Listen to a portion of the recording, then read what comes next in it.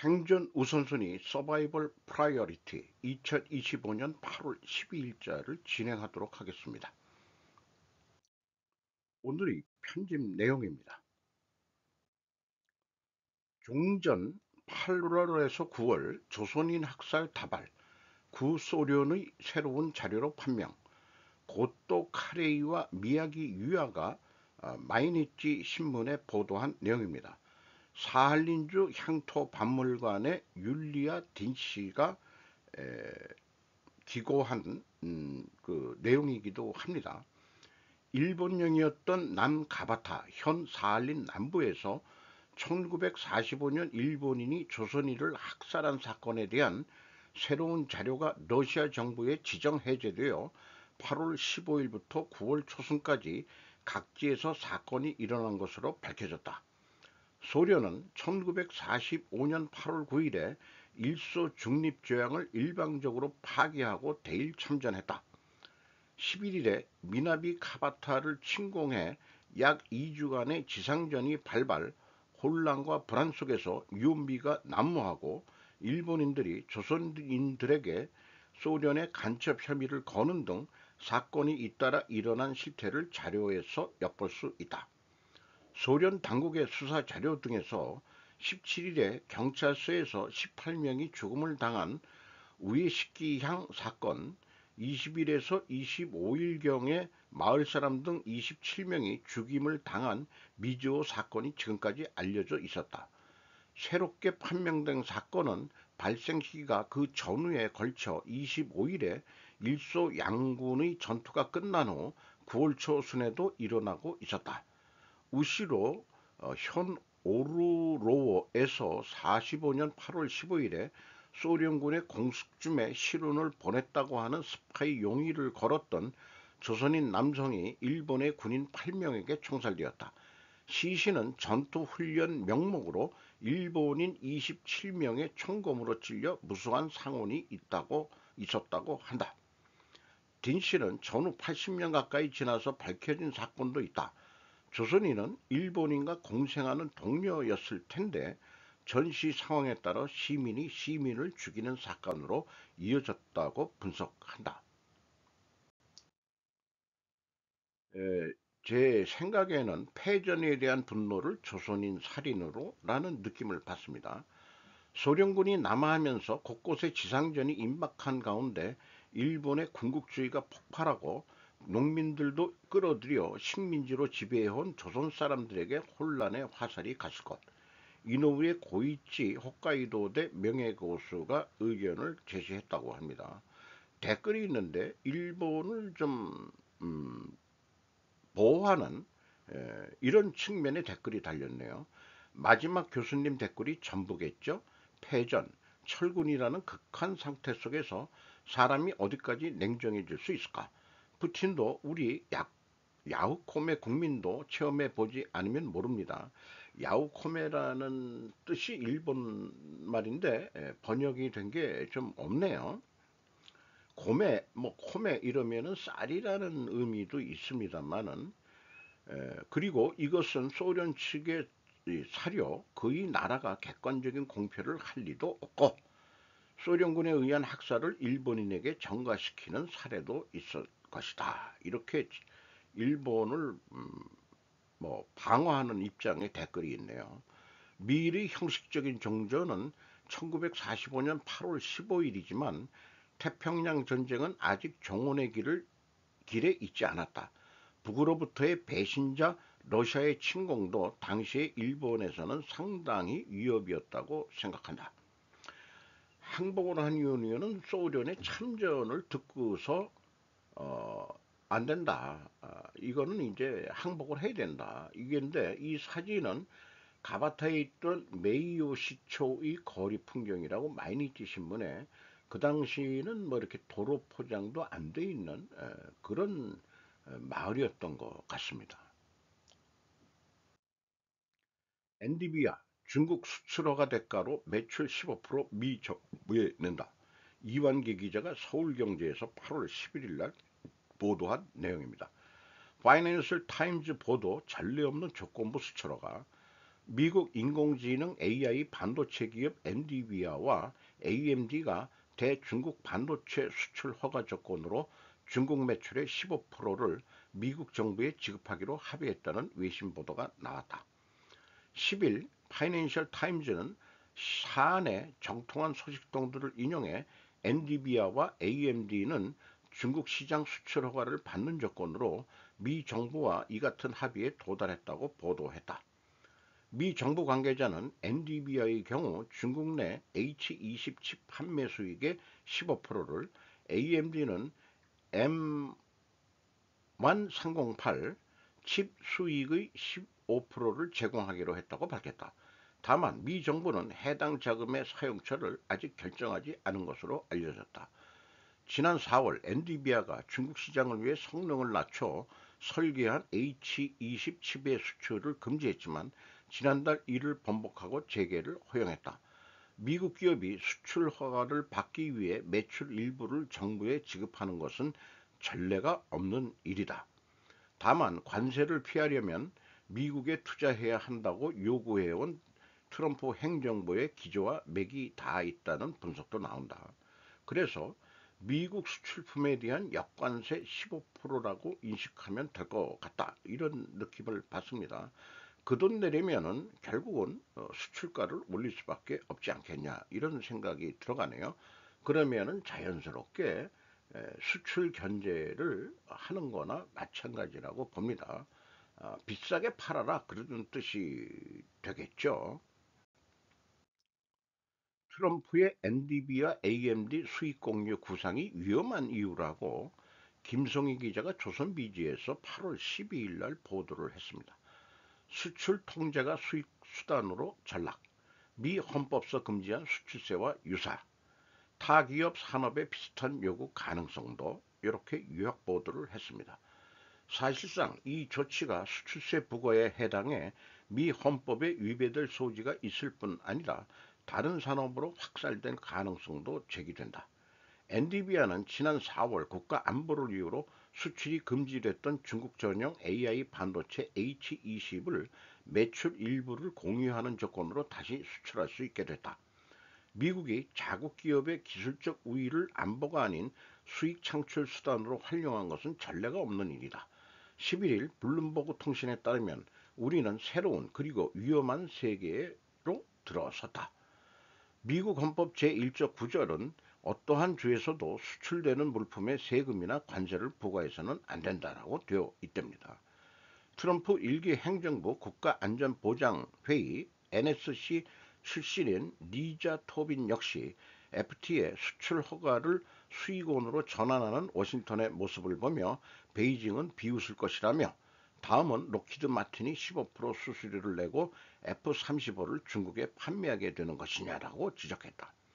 반면 미 CNBC는 반도체가 AI, 전자제품, 군사 분야 등 수많은 산업의 기반이 되는 전략적 기술이라는 점을 언급하며 이 합의가 다른 기업들까지 적용될 가능성은 낮다고 전망했답니다. 헌법 위배 이런 접근보다는 결국 중국이 칩을 비싸게 살 수밖에 없을 터 영업이익에 의한 법인세 분야로 인식해야 하면 되지 않냐. 저는 그렇게 생각합니다. 매출에 대한 특별 법인세, 트럼프 머리가 좋다라고 저는 생각을 하네요. 헌법 운운하지 말고 특별 법인세를 낸다. 이렇게 생각하면 되는 거죠. 중케이블 퇴출 나선 미국, LS전선, 대한전선 반사이익 기대. 박혜원 기자가 헤럴드 경제에서 8월 11일 날 보도한 내용입니다. 미 적국으로부터 해저 케이블 보호, K전선 저가 경쟁 리스크 사라져. 중국산 제품이 저가 물량으로 시장을 장악하는 가능성을 차단하고 글로벌 시장에서 비중을 키울 수 있다는 기대감이다. 11일 외신 등에 따르면 미국 연방통신위원회 FCC는 안보 규제를 강화하기 위해 중국을 비롯한 적국으로 간주되는 국가 내 업체와 해저 케이블 용량 임대차 계약을 제한한다고 밝혔다. 미국 정부가 중국산 해저 케이블과 관련해 문제 삼은 지점은 안보다. 국가 간 데이터를 인수하는 해저 케이블은 안보 자산으로 부각되고 있다. 미국은 중국이 수출 상품의 보호나 인증 절차를 우회하는 장치인 백도어를 심어 지속적으로 정보를 유출하고 있다고 의심한다. 올해 미국은 중국산 태양광 인버터 전기 변환 장치에서 백도어를 발견했다고 밝히기도 했다. 해저 케이블은 인공지능 산업 등에 쓰이는 데이터 전송량이 폭증하면서 최근 전 세계의 수요가 늘고 있다. 국내에선 LS전선과 대한전선이 빅2 업체로 유럽과 미국에서 실적을 올리고 미국 현지 생산 물량의 경쟁력이 더 커질 것이란 기대도 나온다. 안보를 비롯해 미국 무역 기조의 또 다른 축은 자국 생산이다. 한편 LS전선과 대한전선은 해저 케이블 수요에 대응해 생산 능력, 캐파를 늘리고 있다. LS전선은 최근 강원도 소재 해저 케이블 공장에 5동을 지어 초고압 직류 송전 HVDC 캐파를 4배 늘렸다. 대한전선도 최근 이사회를 열고 당진 해저 케이블 2공장 1단계 건설에 약 5천억을 투입한다고 결의했답니다. 이런 얘기를 들으면은 제가 그 뭐 역적 같은 얘기인지 모르겠습니다만은 캐나다가 51번째 주가 되는 게 아니고 한국이 미국에 51번째가 주면 모든 게 다 해결이 될 것 같은 기분이 들어가네요. 뭐 일본한테도 식민지를 당했었는데 그건 이제 51번째 주는 식민지는 아니죠. 미국과 같은 동일한 대우라서 우리 한국에서 생산해도 미국 생산품이니까 뭐 세금 같은 거 없고 또 우리나라 일자리도 계속 이룰 수 있고 나가서 북진까지 하게 되면은 한반도를 통일한 길도 생기지 않겠냐. 이런 엉뚱한 매국노적인 발언을 해서 죄송합니다. 그냥 상상은 뭐 할 수 있는 거니까요. 절대 뭐 그런 일이 일어나서는 안 되겠습니다만 그런 생각까지 들어가네요. KT 대 SK텔레콤 25년 상반기 실적 비교. KT가 매출액이 9조 4,548억 원 달성해서 2.3% 증가했는데 영업비용은 1.1%밖에 증가를 안 했습니다. 그래서 영업이익이 8,689억 원, 15.5%가 증가했습니다. 영업이익률도 1%가 상승했습니다. 그리고 연결로는 14조 2,725억 원을 해가지고 8.1% 증가했고 영업비용은 3%밖에 증가를 안 해서 영업이익은 1조 7천억 원대로서 70.3%가 증가했습니다. 반면 SK텔레콤은 매출액이 6조 3천억 원대로서 1.2%가 감소했고 영업비용은 1.4%가 증가했습니다. 그래서 영업이익이 7,333억 원으로 17.3%가 내려갔습니다. 영업이익률도 2.3%가 떨어졌습니다. 그리고 요게 이제 밑에 게 연결인데요. 연결이란 말을 제가 빼먹었네요. 매출이 8조 7,925억 원으로서 1.2% 내려갔고 영업비용은 0.3% 증가해서 영업이익이 9,056억 원으로 12.6%나 감소했습니다. 영업이익률도 1.3% 하락했습니다. 데이터 센터 해킹 사건으로 3분기는 더 저조할 거로 예상이 되네요. 또 고객들도 많이 떨어져 나갈 것 같고 KT가 반사 이익을 얻는 것 같은데 KT도 해킹을 안 당해야 되겠죠.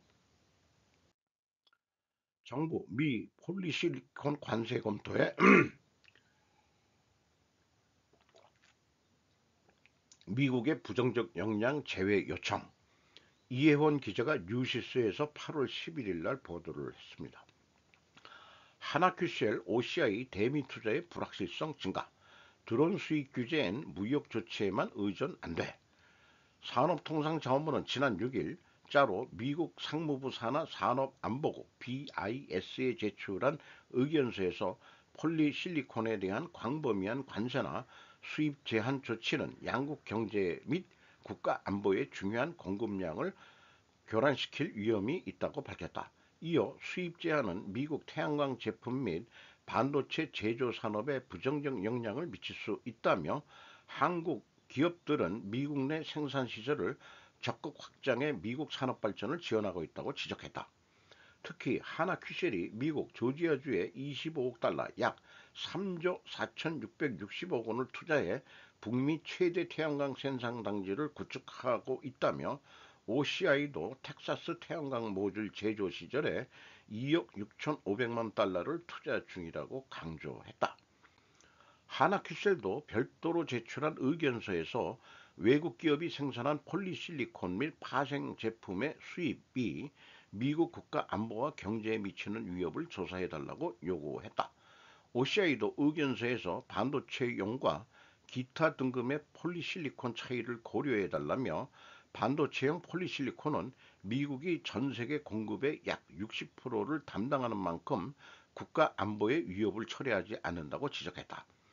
상무부가 품목관세 근거로 들고 있는 무역확장법 제232조를 기반으로 했으며 결과를 토대로 폴리실리콘 및 UAS 무인 항공 시스템에 대한 품목관세 부과에 나설 것으로 예상된다.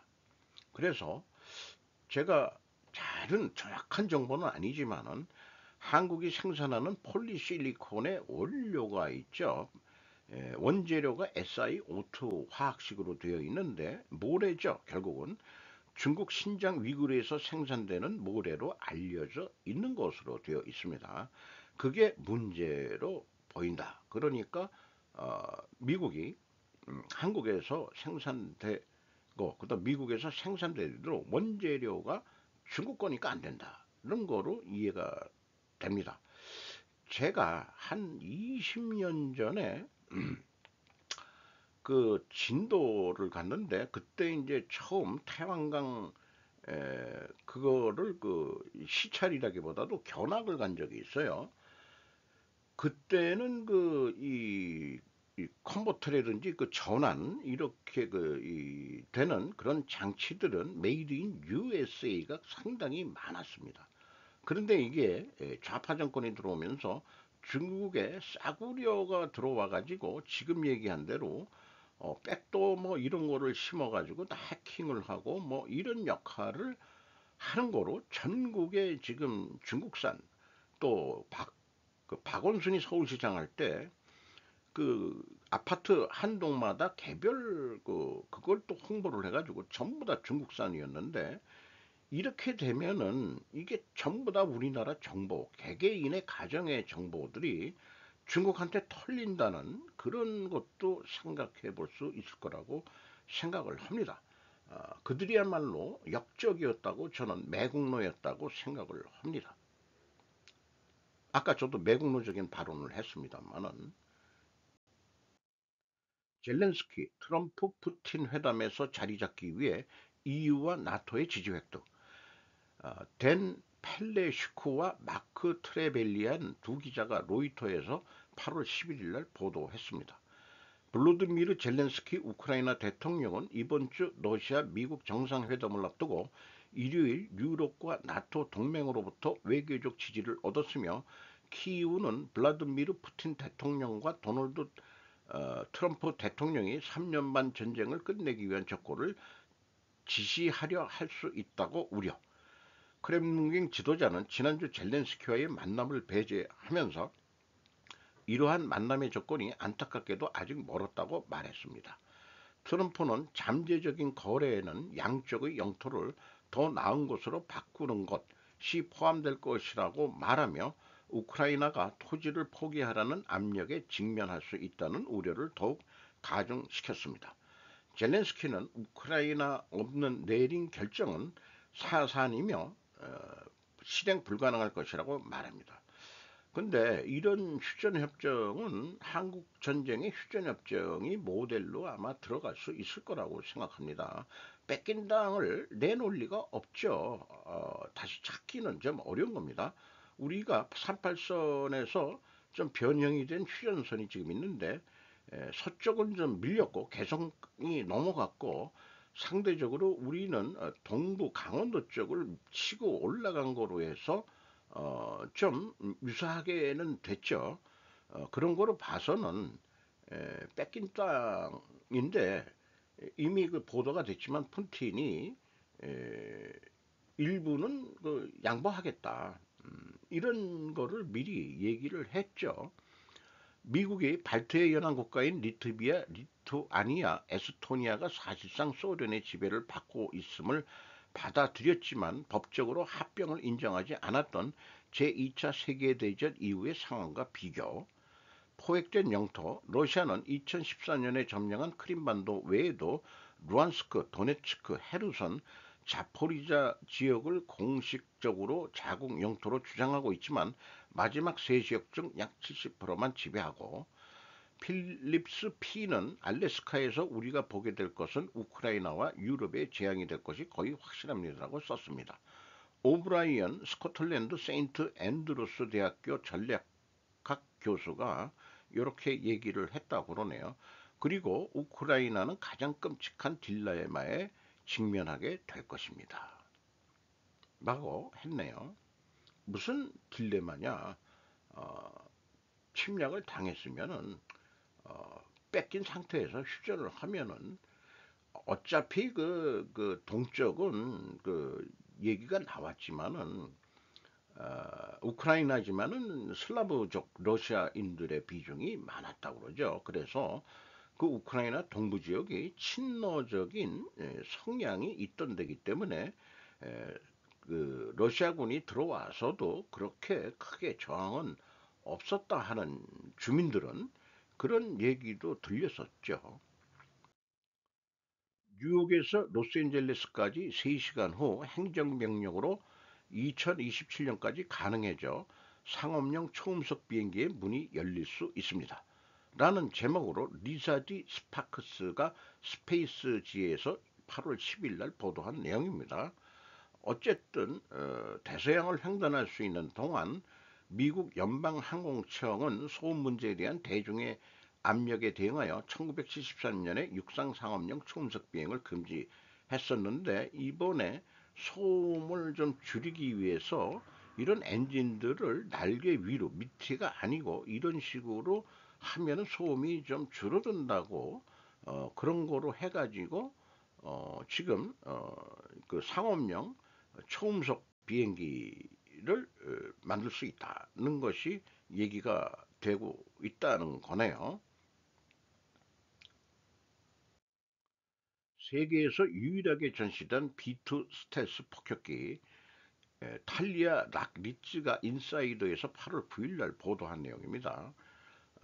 오하이주 데이턴에 있는 미 공군 국립박물관, 어, 요거는 그 호주 상공을 날고 있는 거라고 얘기를 하고 있는 것 같습니다. 제가 호주가 이제 밑에 이렇게 그 밭들이 크지가 않고 이런 식으로 되어 있는데, 이게 어느 나라에 비행하는 거를 찍었는지 지금 깜빡했습니다.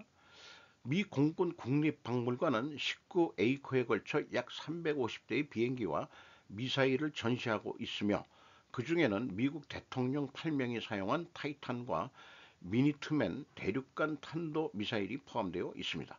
나가사키의 원자 폭탄을 투하한 B-29도 세계에서 가장 진보된 전투기 중 하나를 가까이서 본 것은 기업에 남는 경험이 될 것이다. 이것이 스텔스 폭격기로 전시되어 있는 내용입니다. 이란의 핵 그 기지를 그 벙커버스터로 때리는 것도 이 스텔스 요격기가 폭격기가 가가지고 그러니까 이 전투를 했다고 그러죠.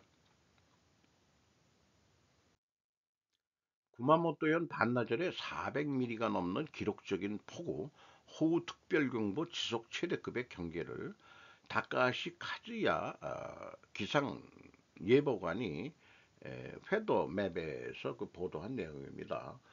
여기 보면은 이 가운데가 구마모토 쪽인데 362mm 웅본, 산도 399mm, 8대 382mm, 집중적으로 구마모토 현에 400mm 가까운 반나절에 비가 내렸는데 이 폭우에 의해서 재해가 예상된다고 하고 있습니다. 몇 년 전에도 집이 쓸려가고 뭐 이렇게 된 뉴스도 본 적이 있어요. 현재 구마모토현의 야스시로시, 타마나시, 가미야마 구사시, 우조시, 아마쿠사시, 나가스조, 시가와 초에 폭우 특별경보가 발표 중으로 이미 재해가 발생하고 있는 지역이다. 계속해서 최대급 경제가 필요하다. 요 아마쿠사시가 그 천주교 유적지가 있는 데라서 거기를 한번 아마쿠사시에 가본 적이 있습니다. 천주교 그 유적지를 한번 보려고 그런 데가 있는데 이 큐슈 지방의 중부에 해당하는 구마모토 현에 또 폭우에 의한 재해가 일어날 것 같네요. 한일중 삼국 농상 7년 만에 회동, 한국 인천 고이즈미도 개별 회담도 제가 순서는 한중일을 한일중으로 제가 순서는 바꿨습니다. 교도통신이 8월 11일 날 보도한 내용입니다. 한중일이라고 여기 본문은 돼 있죠. 삼국의 농상이 11일 서운근교의 인천에서 화합을 열어 농업 분야에서의 협력을 확인한 공동성명을 채택했다. 중국에서 한준 농업 농촌상, 한국은 송미령 농림축산식품상에 참석했다. 일본에서는 고이즈미 신지로 농상이 참석, 신종 코로나 바이러스 사태를 사이에 두고 7년 만에 개최가 되어 공백기간이 생긴 협력관계의 재구축을 도모했다. 고이즈미 총리는 회동을 마쳐 한국 외무장관들과도 개별적으로 만나 한국의 일본산 수산물 수입 중단 조치 해제를 요구한다. 아직 총리도 아닌데 총리라고 어떻게 번역을 했지? 제3개국 농상회의는 2018년 11월 베이징에서 개최된 이후 네 번째로 기후변화와 농촌지역 활성화라는 공통과제가 의제에 올랐다. 스마트 농업에 관한 선진 사례를 정보 교환하는 방침을 담았다. 이 고이즈미라는 게 소천, 작은 천이라는 개울, 작은 개울에서 온 성씨라고 보여지네요. 그래서 제 생각은 서울의 인구가 집중되고 그러는데 대도시 인근 대형 빌딩 법인의 수경 재배가 답이라고 생각을 합니다. 지방 뭐 발전 뭐 이런 거 균형 발전 이런 거 얘기하는데 이미 대세는 도시국가화 되고 있습니다. 도시간 도서간 고속도로에 의해서 그 물류 유통은 되겠고 또 기계농업 같은 거로 돼가지고 이제 소형 농업인이라기보다는 어, 그 미국과 같은 대형 그 카길 같은 그런 농업회사로 대응해야 되지 않겠냐. 이 송미령 장관 아줌마는 윤 정부에서 그 임명한 건데 이칸 정권에서 송미령 장관은 아직 교체를 안 했죠. 정치 색깔이 좀 없는 아줌마인지 한 미국과의 그 관세 협상에 요 농업수산 농림축산 식품부 요 송미령 장관은 그때 안 갔죠. 뭐 가서 할 얘기가 없었을 거니까. 근데 분명히 이게 저 쌀도 수입이 되고 농산물도 수입이 될 것 같아요. 여기에 이제 삼국이 어떻게 좀 서로 협력을 할 거냐가 문제인데 중국도 그 뭐 땅이 넓지만은 인구가 많아져 가지고 그 농산물, 옥수수 등 콩 이런 것들을 어, 중국도 수입을 안 할 수밖에 없는 입장이라고 알고 있습니다. 영부인 될 바뀔 뻔 배우 엠마 톰슨 트럼프 집에 오라더라. 윤다지영 기자가 뉴스1에서 8월 11일 날 보도한 내용입니다. 27년 전 영화 촬영 장소 전화받아 이혼 당일 어떻게 알고 데이트 신청. 오스카상 수상자인 영국 유명 배우 엠마 톰슨 66세, 27년 전 이혼이 확정된 당일 도널드 트럼프 79 미국 대통령으로부터 데이트 신청을 받았다고 말해 관심을 끈다.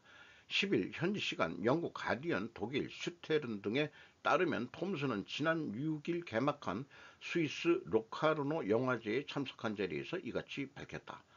톰슨은 1998년 빌 클린턴 전 대통령의 백악관 입성과 스캔들에서 자간한 정치풍자 영화 프라이머리 컬러스에서 힐러리 클린턴을 모델로 한 수전 스탠턴 역을 맡아 촬영 중이었는데 촬영장의 배우 대기실인 트레일러 안에 있다가 전화를 받았다는 것이다.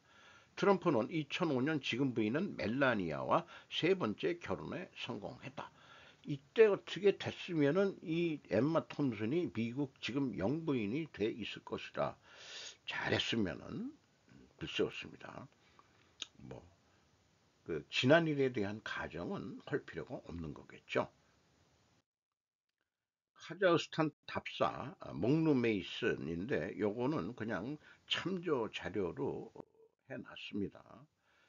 공통점이 보인다. 여성의 이 성기를 형상화하고 자궁에서 나와서 자궁으로 다시 들어간다. 이런 공통점이 보인다는 거죠. 이런 무덤이라든가 어, 트루키에 있는 쾌페클리 테페 이런 데도 결국은 여성의 자궁을 상징한 거 아니냐. 로마 바티칸도 마찬가지다. 이 오벨리스크는 결국은 남자의 그거 거시기를 상징한다고 합니다.